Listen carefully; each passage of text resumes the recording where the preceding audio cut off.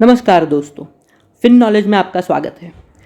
Today we will discuss about how Michael Dell became world's 27th richest person और उन्होंने कैसे अपनी company को एस्टैब्लिश किया और world's largest PC selling company बनाया।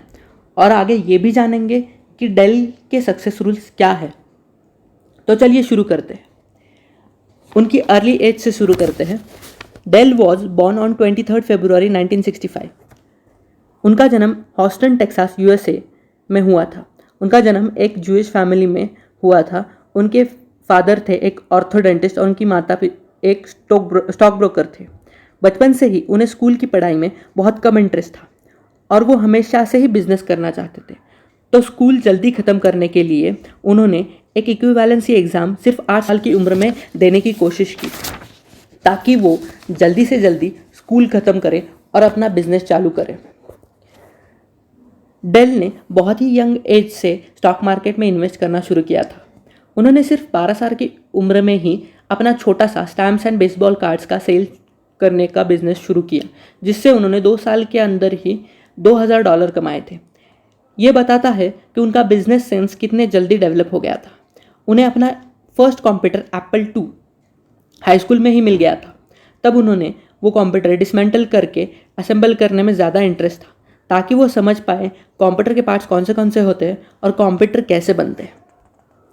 डेल का अगला वेंचर था कि हॉस्टन पोस्ट इस न्यूज़पेपर सब्सक्रिप्शंस को सेल करना।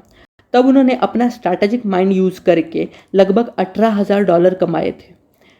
न्यूज़पेपर सब्सक्रिप्शन सेल करने के लिए घर घर जाने के बजाय या फिर हर कस्टमर को कॉल करने के बजाय उन्होंने अपना दिमाग लगाया और सिर्फ स्पेसिफिक कस्टमर्स को टारगेट किया, जैसे कि वो newly married couple and newly moved लोगों की लिस्ट निकालते थे और फिर उनको 1 मंथ फ्री सब्सक्रिप्शन ऑफर करते थे। इससे कम समय में उन्होंने ज़्यादा से ज़्यादा सब्सक्रिप्शन सेल किए। इससे हमें उनका मार्केटिंग टैलेंट समझ में आता है। कोई भी बिजनेस सक्सेसफुल होने के लिए उनके पास एक अच्छा मार्केटिंग स्टाफ होना बहुत इंपॉर्टेंट है। Also most fascinating fact about him is उन्होंने ये जो पैसे कमाए उससे अपनी पहली BMW at the age of just 18 खरीदी थी। 1983 में वो यूनिवर्सिटी ऑफ टेक्सास में एनरोल हो गए। उनके पेरेंट्स चाहते थे कि वो डॉक्टर बने, पर उनका इंटरेस्ट कंप्यूटर्स एंड बिजनेस में था।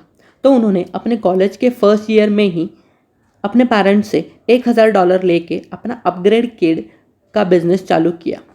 उन्होंने अपने यूनिवर्सिटी ऑफ टेक्सास की डॉर्म रूम में अपना ये नया बिजनेस चालू किया। उन्होंने ऑब्जर्व किया कि 1983 में कंप्यूटर कंपनी IBM $600 के कंप्यूटर पार्ट्स असेंबल करके डीलर को $2000 में सेल करते थे और डीलर ये कंप्यूटर आगे कस्टमर को $3000 में सेल करते थे, जिसकी वजह से कस्टमर को कंप्यूटर ज़्यादा महंगे मिलते थे।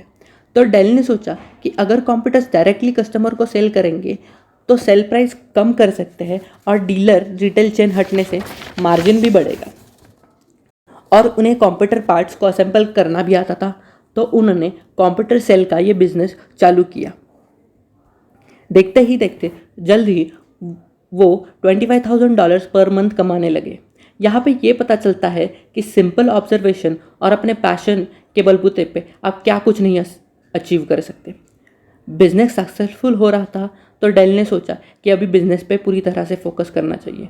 तो डेल ने कॉलेज छोड़ दिया और उन्होंने अपनी पहली कंपनी फॉर्म की, PC लिमिटेड, जो उन्होंने 1984 में फॉर्म की। और आगे 1985 में डेल के पास 30 एम्प्लॉयज़ थे जब वो बस 20 साल के थे। समर 1985 में डेल की कंपनी ने अपना पहला टर्बो PC बनाया। पहले PC लिमिटेड यानी डेल की कंपनी IBM, कॉम्पैक और दूसरी कंपनीज के कंप्यूटर पार्ट्स असेंबल करके कंप्यूटर बनाती थी, पर अब उन्होंने खुद का नया PC बनाया और ये PC भी बहुत सक्सेसफुल हुआ था। आगे 1987 में PC लिमिटेड का नाम बदल के डेल कंप्यूटर कॉरपोरेशन रखा गया। डेल ने कंप्यूटर सेल के साथ साथ एट हाउस रिपेयर सर्विस भी देना शुरू कर दी, जो कि उस समय की कोई भी नहीं देता था। उस समय शॉप पे ही कंप्यूटर रिपेयर करने पड़ते थे। डेल कहते हैं कि ये डिसीजन उन्होंने कंप्यूटर्स को मार्केट से बाहर करने के लिए नहीं, तो ज़रूरत के हिसाब से लिया था। यह मैनेजमेंट डिसीजन बहुत फ़ायदेमंद साबित हुआ और कंपनी का गुडविल भी बढ़ा। 1988 में कंपनी का सेल्स ऑलमोस्ट $159 मिलियन तक पहुंच गया था और उसी साल डेल कंप्यूटर कॉरपोरेशन के शेयर्स स्टॉक एक्सचेंज पे लिस्ट करके उसे पब्लिक कंपनी बनाया गया। बिजनेस में सिर्फ सक्सेस या अप्स नहीं होते, सेटबैक्स और डाउनफॉल्स भी होते हैं। 1993 में ओवरऑल इंडस्ट्री के सेल्स में डाउनफॉल हो रहा था, तो डेल कंपनी के सेल्स भी डाउन हो रहे थे और डेल कंपनी बहुत मैनेजमेंट प्रॉब्लम्स को भी फेस कर रही थी। कंपनी ने अपना नया लैपटॉप प्लान भी कैंसिल किया। वॉलमार्ट जैसे रिटेल आउटलेट के थ्रू कंप्यूटर सेल करने का प्लान भी फेल हो गया। पर इसी समय डेल ने यह सिचुएशन बहुत अच्छे से हैंडल की। यह उनकी लीडरशिप स्किल्स को हाईलाइट करता है। डिफ़िकल्ट टाइम्स में ही लीडरशिप एबिलिटीज टेस्ट होती है। तो डेल ने high level talented experienced technical manager लोगों को हायर किया और डेल ने इन मैनेजर्स को डे टू डे ऑपरेशंस की रिस्पॉन्सिबिलिटी अलोकेट की, जिससे डेल खुद कंपनी की स्ट्रैटेजी एंड विजन पे फोकस कर सके। और कंपनी ने नए प्रोडक्ट्स भी लॉन्च किए, जैसे लैपटॉप लैटिट्यूड XP, जो बहुत सक्सेसफुल हुआ। ये जो माइकल डेल ने रिस्ट्रक्चरिंग किया कंपनी का, उससे कंपनी को मार्केट में वापस आने में बहुत मदद हुई। 1992 में at the age of just 27 साल की उम्र में Michael Dell youngest rich CEO in the world बने as per Fortune 500 list.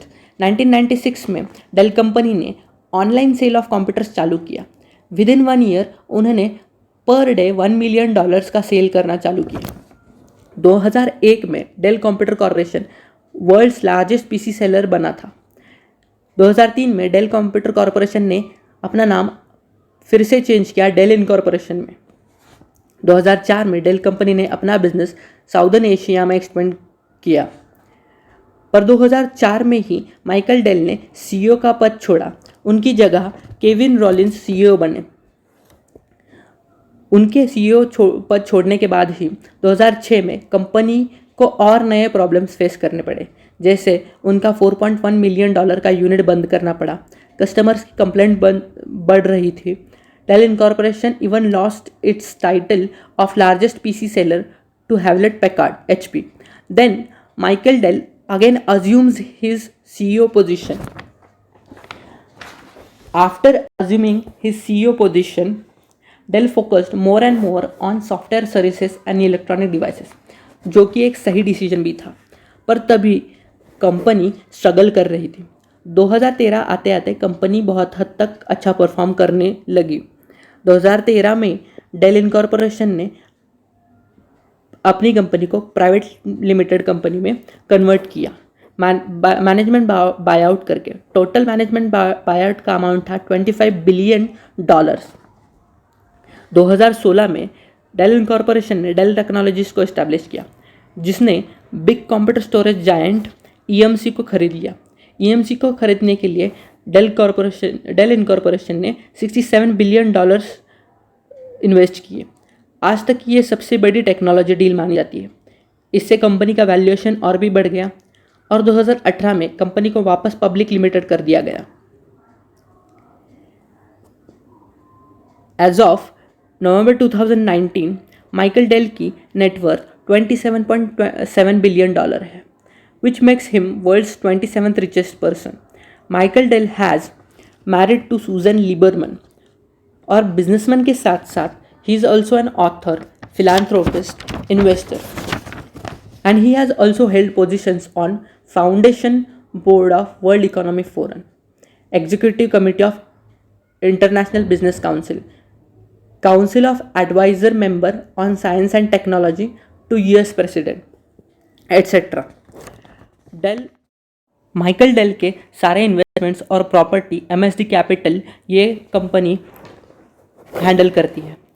Michael Dell as a philanthropist, उनका एक फाउंडेशन है, Michael Dell and Susan Dell foundation, जो कि बहुत सारे ऑर्गेनाइजेशंस को डोनेशन करता है। जैसे उन्होंने यूनिवर्सिटी ऑफ टेक्सास को $50 मिलियन डोनेट किए थे मेडिकल कॉलेज और अदर इंस्टीट्यूशंस के लिए। उन्होंने 2004 की सुनामी में भी $50 मिलियन डोनेट किए थे। तो चलिए आगे बढ़ते हैं। माइकल डेल के रूल्स ऑफ सक्सेस क्या है, तो इस पे बात करते हैं। First rule he states as understand your point of impact. मतलब एज एन एंटरप्रेन्योर आपको बहुत सारे लोगों के साथ, जैसे कस्टमर्स के साथ, एम्प्लॉयज़ के साथ, इन्वेस्टर्स के साथ डील करना होता है। तो आपके ये देखना होगा कि आप इन लोगों पे कैसे इम्पैक्ट कर सकते हो।